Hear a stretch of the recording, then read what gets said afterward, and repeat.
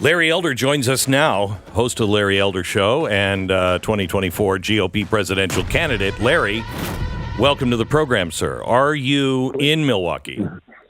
Of course I'm in Milwaukee, and I'm going to be on that debate stage. I predict it.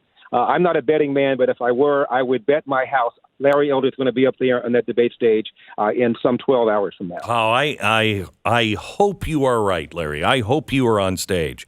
What is the message that you think needs to be there tonight? Well, regarding the reason they're keeping me out, Glenn, I've met the 40,000 individual donor criterion. I've met the fact I've got to have 200 donors from 20 different states. I've exceeded that.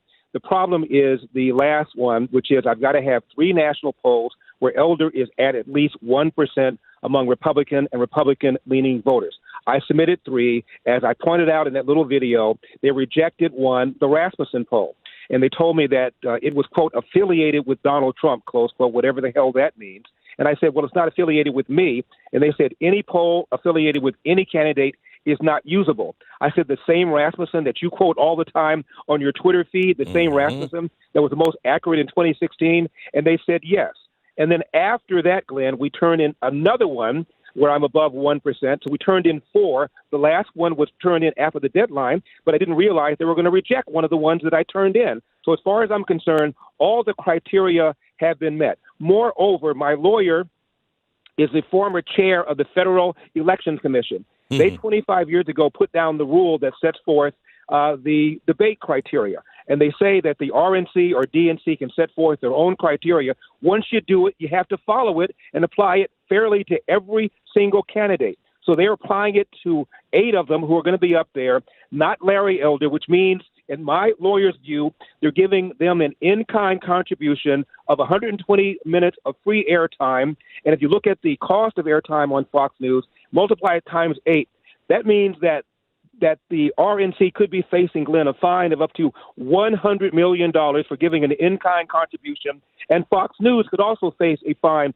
of $100 million by the FEC for giving an in-kind contribution. We're holding a press conference in 1/2 hour. I'm laying all this out. And if by 2 o'clock local time they have not determined that Larry Elder is up there, we're going to file that complaint with the FEC.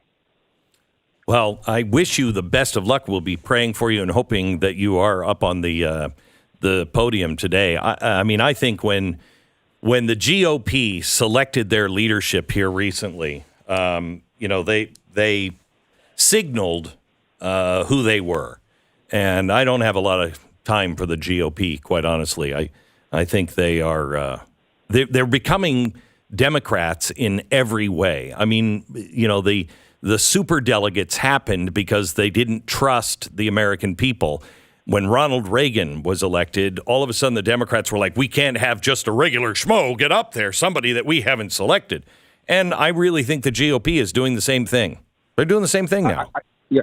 I think they are. And as I pointed out in that little video, you got one guy that offered a $20 gift certificate for a $1 donation. Another one offered a free country western concert for a $1 donation. Another one gave commissions to people to go out and get other donors. I didn't do any of that. I did it the old-fashioned way, and I'm excluded, but those practices, which are corrupt, if not illegal, are okay. It's outrageous. And what I think, Glenn, is they don't like Larry Elder because I make them feel uncomfortable.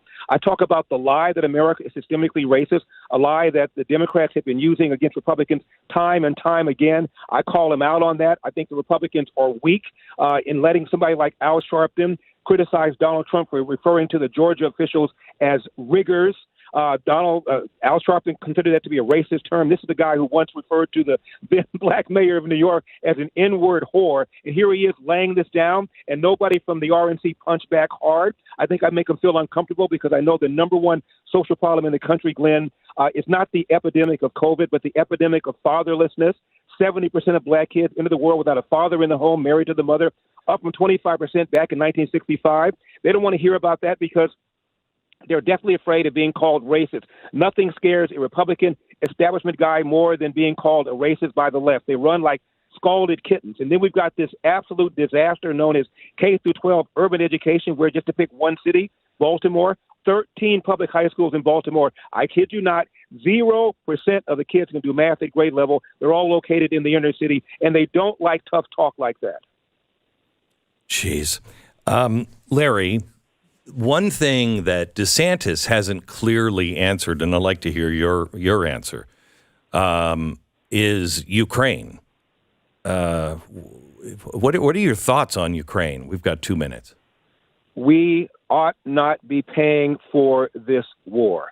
We are tired, Americans are, of being taken advantage of. We do the heavy lifting when it comes to the cost of United Nations. We do the heavy lifting when it comes to the World Bank, when it comes to the International Monetary Fund. Our NATO partners are not ponying up the 2% of their GDP that they're supposed to. They're the ones who are threatened by Ukraine far more than we are. Why are we paying for it?